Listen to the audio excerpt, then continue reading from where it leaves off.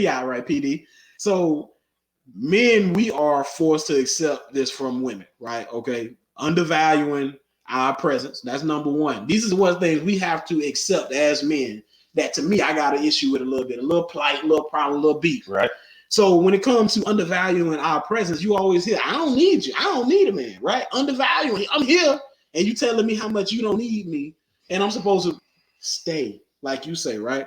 Challenging us just because, right? Now we talk about black love. We talk about black relationships. Black challenging a man just because. That's real big. I've never heard this from any woman but black women that say, hey, listen, a woman is supposed to be a man's challenge. I never heard that. Yeah, I don't know what I mean? And I'm not picking on black women. I love black women. I want us to, this is why this podcast is here, for us to connect, not reject, for us to come together, not separate. So I'm saying when I'm hearing this, I'm like, who raised you? Sound like TK, who raised you?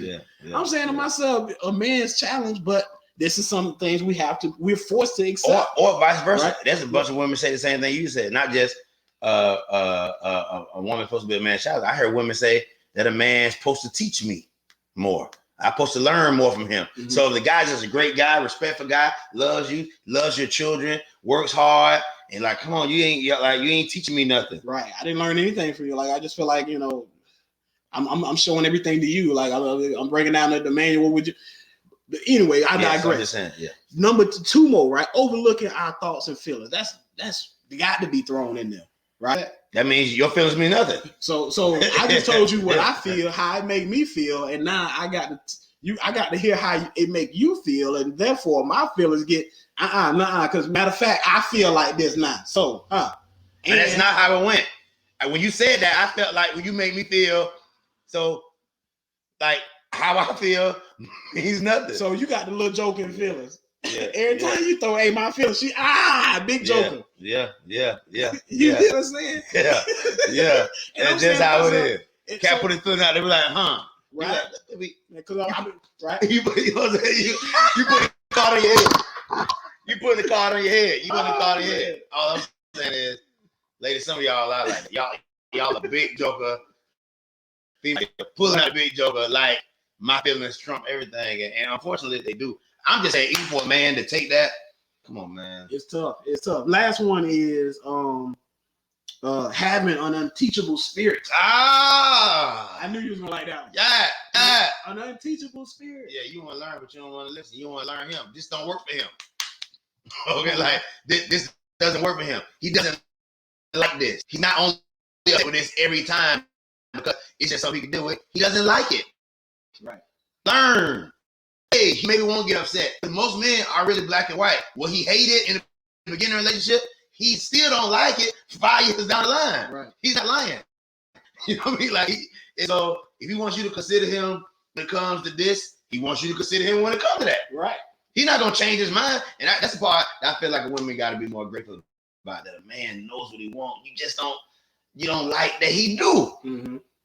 And so, if it may or may not be you, that's what I want to just to piggyback on that. Well, and that be the thing. Bring out the big wig today. But the unteachable spirit. Unteachable, man. Yeah, because again, like you said, hey, listen, when it comes to a lot of women, this is something that your job can't fix. It's something that your money can't remedy. It can't actually change this when it comes to what your place is in life, ladies. Right. Because and cute and fine can't fix this either. That's what I'm saying. And that be the part where a lot of women throw that out, like, hey, listen, you ain't like what is your taste, Clarence, when you chose this woman over me? Look at what I've done, look at what I've accomplished, look at how well I'm doing for myself. And that unteachable spirit is something that is, it runs more rapid. It's more of an epidemic with women who have accomplished and done things, because now you can't you don't want to listen. You don't want to hear a man out. Right. It's like whoever the Facebook user was that said, hey, a lot of times people ladies are grown to be independent, and you got it. And what you learn from your single mom, auntie who ain't got nobody, now you turn around and you just like her. Right. And that to me is where the conversation turned taboo. Because all of a sudden now we halfway into an argument already just by speaking some of these things that a lot of women would use as a defense when we start to say these certain type of things. Yeah. So on one hand, it's like, hey, you can't say this man But then if you start to make points that make sense, I'm gonna use this as a defense also. Yeah. And that be the part that be like, come on, you can't win. You can't win for losing.